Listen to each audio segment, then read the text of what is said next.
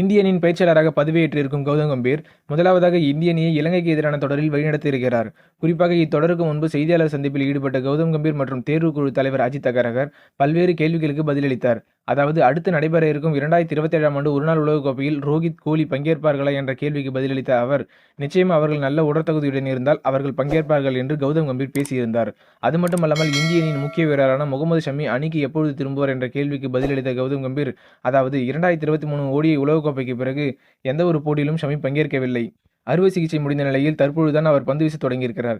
எனவே கம்பீர் அவர்கள் கூறியது என்னவென்றால், அவர் இப்பொழுதுதான் பந்து வீச தொடங்கியிருக்கிறார். என்சிஏவில் பயிற்சி செய்து வருகிறார். டெஸ்ட் போட்டியானது செப்டம்பர் 19ஆம் தேதி தான் தொடங்க இருக்கிறது.